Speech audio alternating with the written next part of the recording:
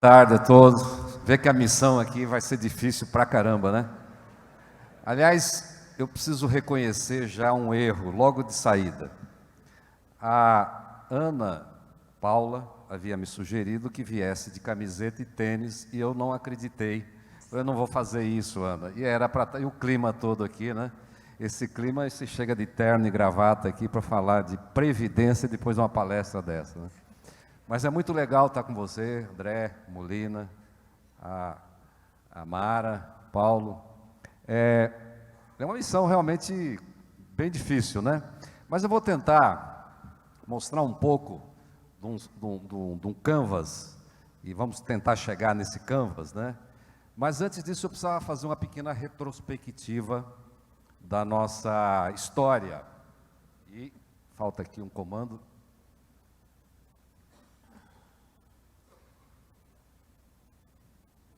Eu vou fazer talvez uma primeira parte, quase que um relato.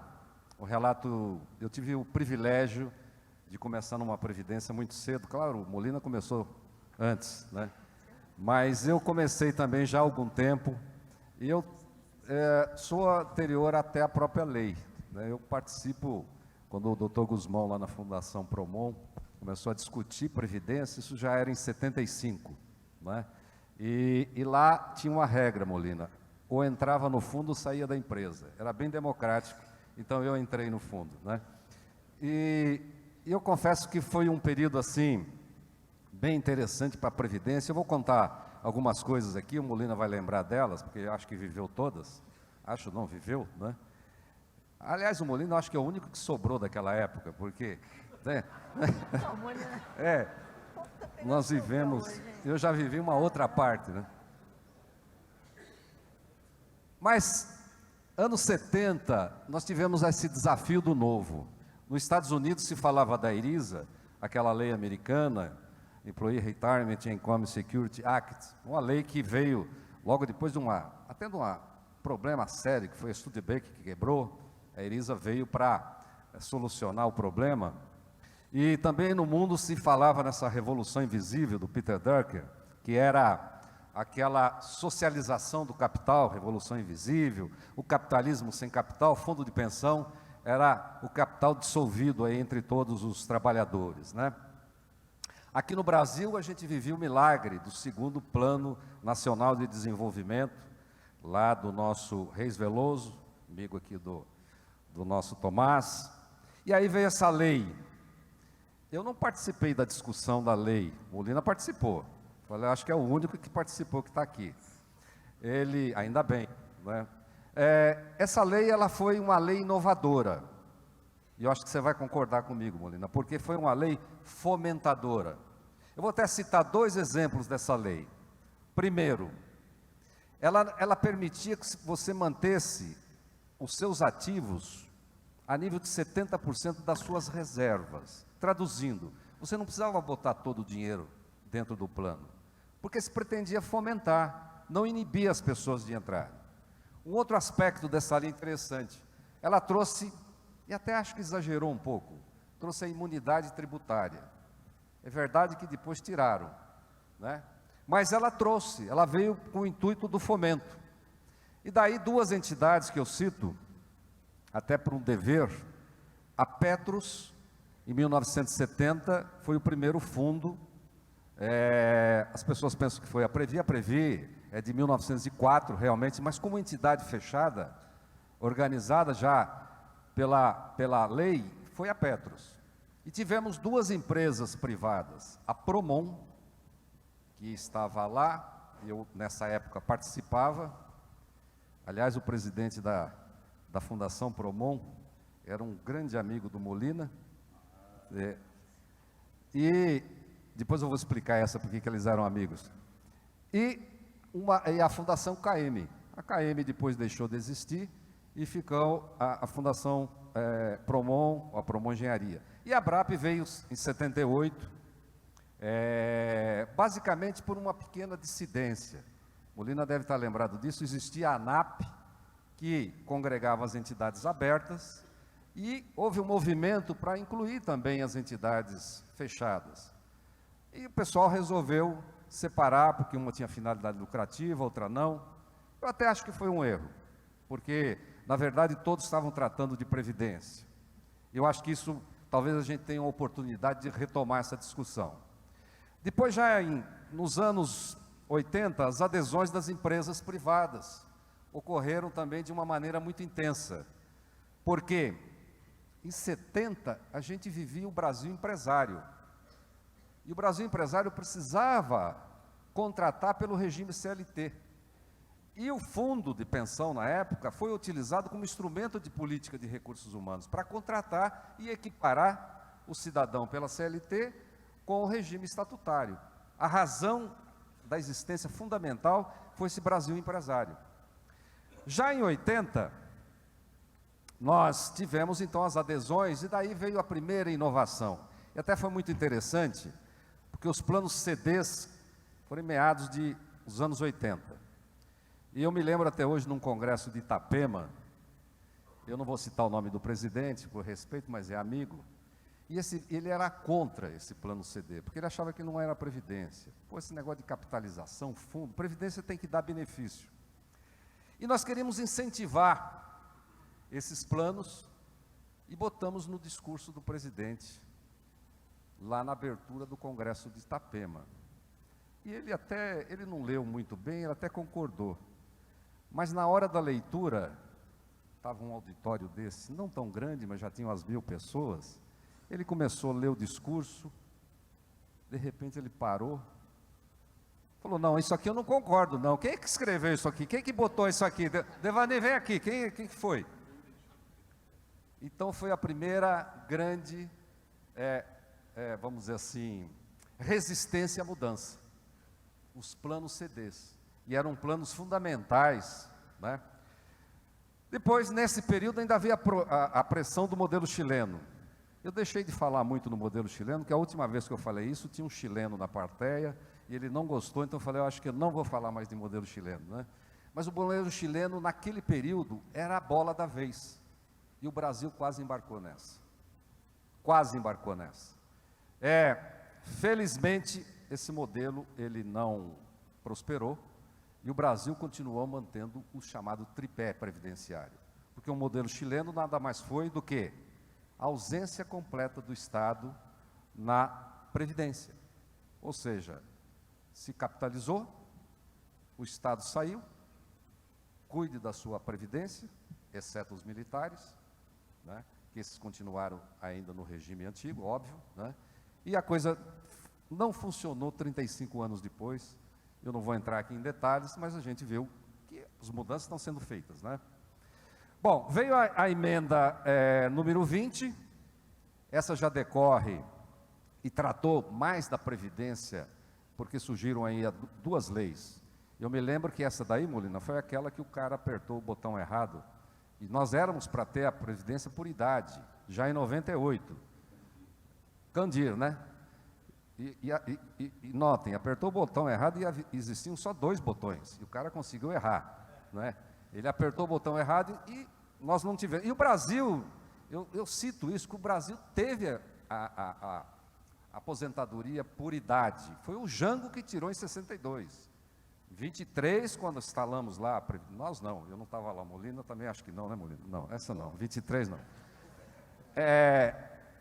O Arthur Bernardes, em 23, 50 anos era a idade mínima.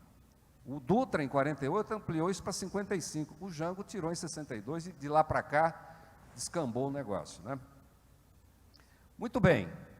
Chega as leis, prevaleceu o tripé previdenciário, chega as leis 108 e 109. E aí já não era mais o Brasil empresário, era o Brasil do custo Brasil. Para mim foram 2 leis restritivas, leis que não contribuíram, leis que eram do controle, leis que vieram para estabelecer aquela supervisão pesada, complexidade. E para provar isso, acho que o Carlos concorda isso comigo, não concorda, Carlos? Nós não tivemos fomento. Eu pergunto, quantas empresas criaram planos fechados de previdência depois da lei 109? de 2001. Eu identifico uma, nós não tivemos mais. Prova que a coisa não andou. Prova que nós mudamos de um modelo focado no fomento para um modelo de restrição, de controle. Se discutia muito, mas as estatais contribuem com 14 para 1, 15 para 1. Já não era mais o Brasil empresário, era o famoso custo Brasil. Na campanha de 2002, isso voltou à discussão e talvez foi o período que essa previdência fechada esteve numa agenda positiva. Os candidatos da época eram vários, o Lula, o Garotinho, o Serra, o Ciro, e o Lula assumiu essa previdência, e logo em 2003 fortaleceu a Secretaria de Previdência Complementar.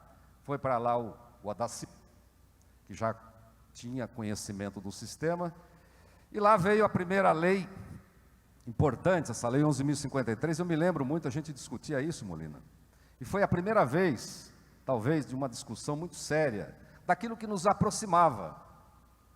E essa lei interessava para o sistema aberto e fechado. E a primeira versão dessa, você lembra, era uma lei natimorta, uma lei que não tinha sentido. Voltamos ao Haddad, na época o ministro da Fazenda era o Palocci, e a lei foi modificada e adaptada, e hoje é uma lei que tem um tratamento tributário muito interessante. É padrão internacional, talvez mereça ajustes. Por exemplo, essa opção ser no final, mas se avançou. E foi quando essa previdência teve em evidência. Criamos a Previc em 2009, uma obra que eu considero incompleta, porque a Previc ainda não é um órgão de Estado, é um órgão de governo. Então muda governo, muda a Previc. A Previc tem gente competente, precisava ser mantida, apartada, profissionalizada, com orçamento próprio. Essa me parece que é uma visão de futuro. E agora, essa nova fase da nossa vida no Ministério da Fazenda, e aí eu já vejo essa janela de oportunidade. Eu acho que aqueles que imaginam, mas nós estamos na ordem social, nós somos previdenciários, tudo isso está certo. Mas nós temos que ver a realidade. A realidade hoje muito mais discutimos o que é produto previdenciário e temos um tratamento adequado para aquilo que nos aproxima, né? A Solange hoje ainda falou aqui de eliminar essas disparidades, né? E convergir para essas regras, para termos esses produtos previdenciários. Me parece que essa é a grande janela de oportunidade que a gente tem. Eu diria o seguinte: nós construímos uma bela história. Pulou um slide aí. Construímos uma bela história. E, ao mesmo tempo, uma bela história de entrega. O presidente ainda falou na abertura, se paga 60 bilhões de benefícios por ano, 850 mil pessoas recebem. Foi uma história de sucesso. Uma história de entrega que muito nos orgulha. Mas eu diria que, ao mesmo tempo, nos traz uma única certeza. O que nos trouxe até aqui não nos levará adiante. Para mim, é uma história. Por que isso está acontecendo? Porque tudo está mudando. A gente viu aqui nas apresentações, esse congresso tem mostrado isso desde o início. As coisas mudaram. Hoje, nós temos uma sociedade com novos modelos de trabalho. O envelhecimento da população, essas organizações exponenciais, são organizações, as startups, coisas leves, rápidas, que ocupam os espaços com uma rapidez fantástica. E é nesse mundo que nós estamos vivendo, um mundo de alta tecnologia, e que muda todo o tempo. Ontem mesmo falávamos aqui de 2010, quem imaginava que uma empresa como Kodak, Blockbuster, BlackBerry, Nokia, sumissem? Tecnologia. O mundo que está mais individualista, e nós continuamos num discurso dos planos coletivos, porque essa é a nossa história. Foi isso que nós fizemos, foi isso que nós construímos. Há mais espaço para os serviços compartilhados. E vejam que benesse, nós entre nós não temos concorrência. A nossa concorrência é salutar, mas nós poucos, muito pouco. O Sena lembra disso, não é, Sena? Serviço compartilhado, que luta para você reunir entidades para ter serviços, produtos, vamos fazer isso. As pessoas não veem isso, talvez, ainda não acordaram que a realidade é essa, vamos compartilhar, simplificar, reduzir. E nessa área nossa de previdência, a redução do Estado provedor, eu diria que isso é uma realidade. Não esperemos, nos últimos 29 anos, todos os governos que passaram pelo Brasil trataram de redução do Estado provedor. O professor Zilberstein ainda falou isso hoje de manhã. Continuaremos a ter reformas paramétricas. E cada vez esse Estado provedor vai diminuir. Essa transferência de encargos entre gerações vai diminuir. A própria geração vai fazer a sua poupança previdenciária. Isso é uma regra. Porque senão essa conta não vai se pagar. E esse indivíduo, esse nativo digital, ele tem um papel central de escolha. É o empoderamento. Nós vamos vender para esse daí, para esse indivíduo. E eu usei a palavra vender mesmo. E o nosso negócio? O André já citou aqui as nossas campanhas. Não é, André? Esse nosso negócio. Eu vou mostrar aqui um modelo Canvas, talvez, de uma visão bem tradicional. Essa parte central, preta aqui, é a proposta de valor de um projeto Canvas. Então ele é atrativo, uma composição de pacote de benefícios, retenção de talentos, até a palavra está já ultrapassada, não é? E aí o relacionamento, quem são os nossos clientes? Uma central de atendimento, programa de educação, site. Uma constatação, 30% das entidades não tem site. Não tem site. Né? Nós estamos na era do smartphone, né? E não tem site. Quem são os segmentos dos nossos clientes? Empregados CLT das empresas patrocinadoras. Daqui a pouco nem CLT vai ter mais. Né? Nós vamos ter muito trabalho e pouco emprego. E nós estamos fundamentando o nosso potencial nesse relacionamento. Os RHs da nossa patrocinadora são os canais de nossa distribuição. Hoje os RHs já estão até terceirizados, nem estão mais dentro da empresa, muitos deles. As nossas atividades-chave, gestão da operação, gestão de investimentos, a concessão da renda, estamos fazendo isso bem.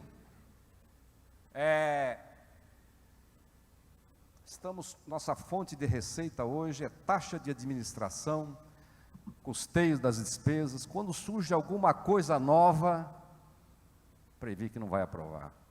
E não vai mesmo, porque não está na lei. A lei está retrógrada. Não vai. Então, meu tempo está indo, e só para não entrar mais em detalhe, mas veja bem. Vem uma primeira onda de inovação. Olha o Canvas diferenciado. Que Canvas que é esse? Aí já minha proposta de valor já é oferecer renda qualificada, que proporcione qualidade de vida. eu falo de maior rentabilidade líquida, por ser uma entidade sem fins lucrativos, e nós não divulgamos isto. Nós temos a possibilidade do cidadão ser dono do negócio, participa da governança, ele tem essa propriedade compartilhada, isso é uma característica do nosso fundo, e nós não estamos, essa é a nossa proposta de valor. Suporte aos programas de responsabilidade social. A pegada não é mais instrumento de política de recursos humanos. A pegada dos jovens é isso, faz bem para a sociedade, faz bem para a natureza. É isso aí que ele está interessado.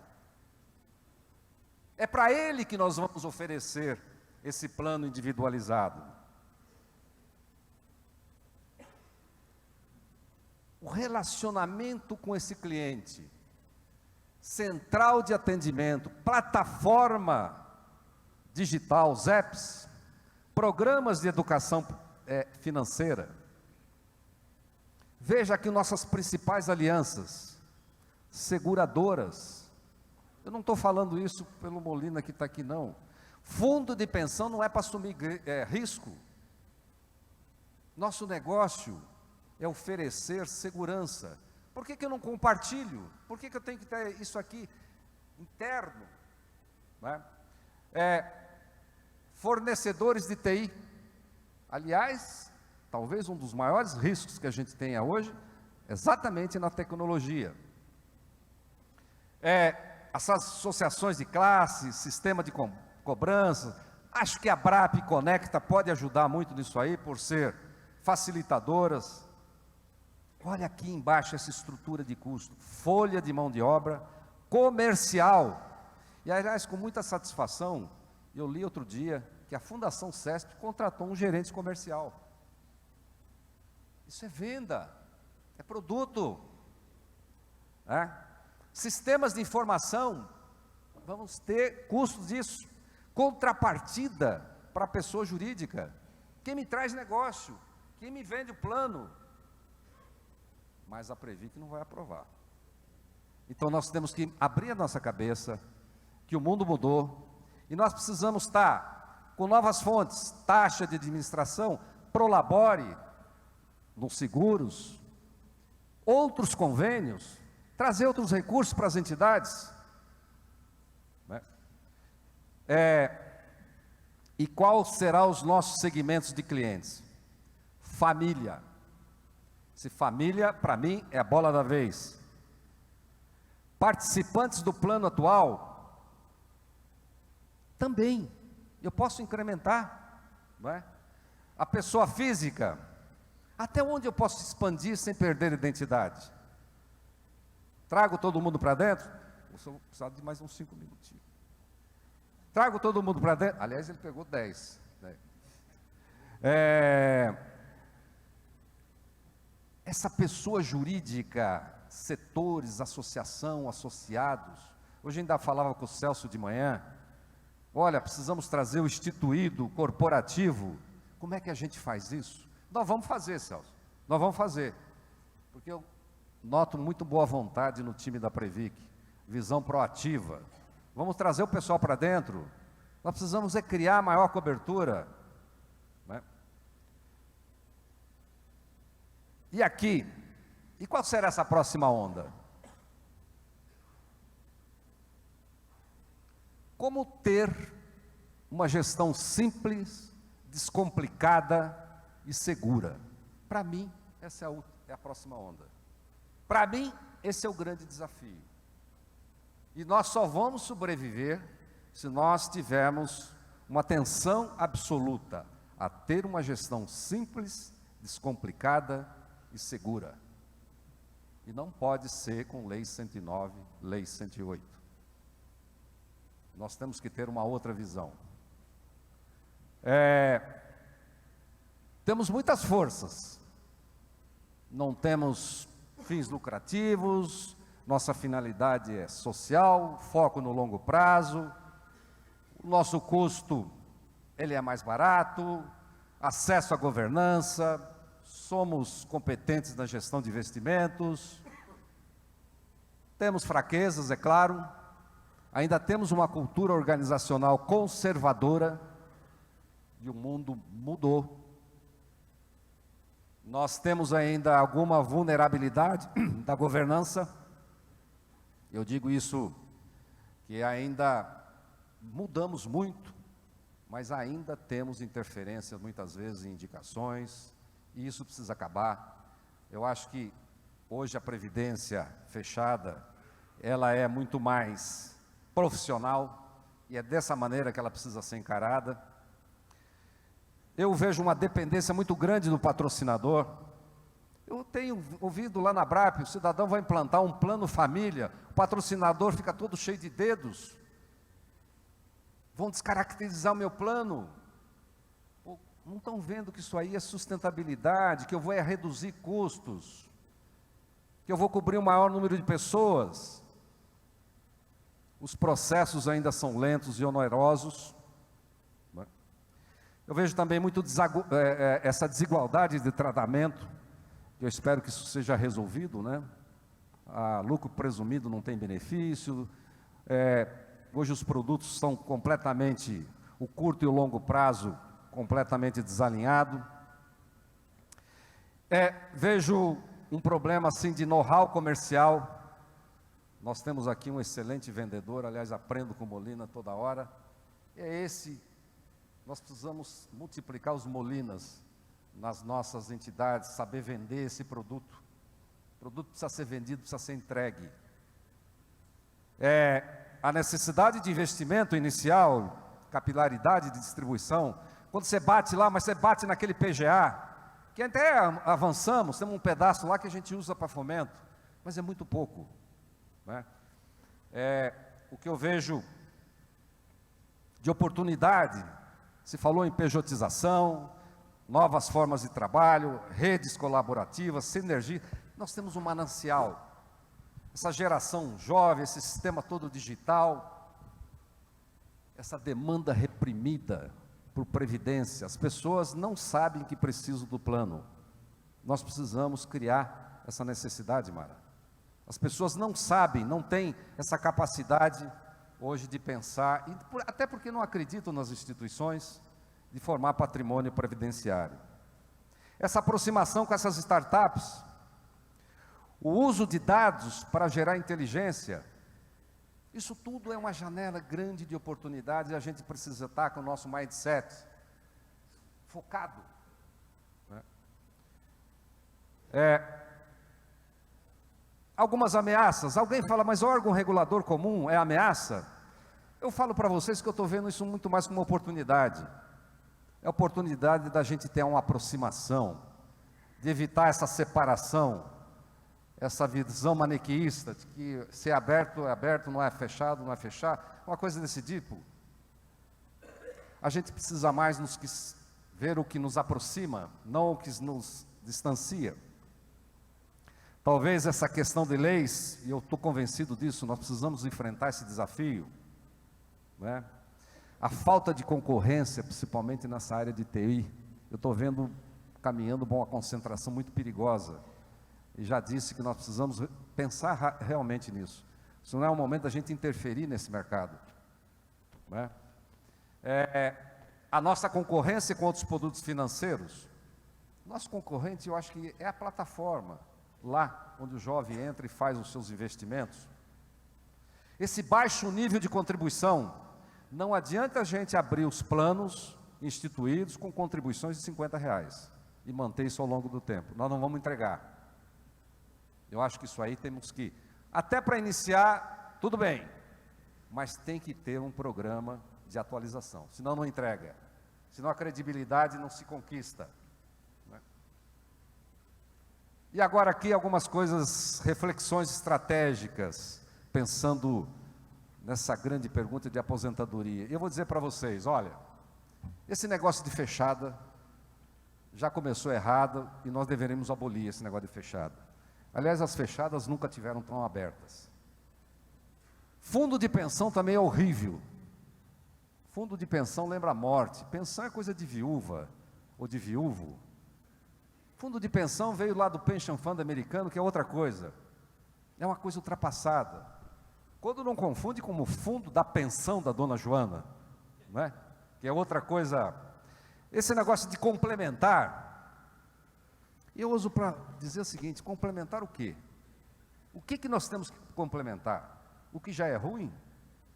Bom, complementar o que é ruim, fica pior. Se o Estado provedor está reduzindo, eu estou complementando o que é ruim? Não, eu acho que nem complementar é mais isso, né? Esse negócio de entidade, vamos refletir se nós somos, não é uma coisa estatizante falar em entidade, nós estamos no mercado, produto, né? Nós precisamos saber quem é esse nosso cliente. Esse termo familiar, até que onde eu vou chegar, até onde nós vamos ver esse vínculo afetivo. O presidente tem preocupação com isso. Eu já acho, presidente, que passou perto de casa, é afetivo, põe para dentro, né? Esse member get member, puxa vida, esse daí é o nosso grande vendedor. O cidadão que já tem um plano na casa dele, ele já é um grande influenciador, né? E ele pode trazer os familiares para dentro.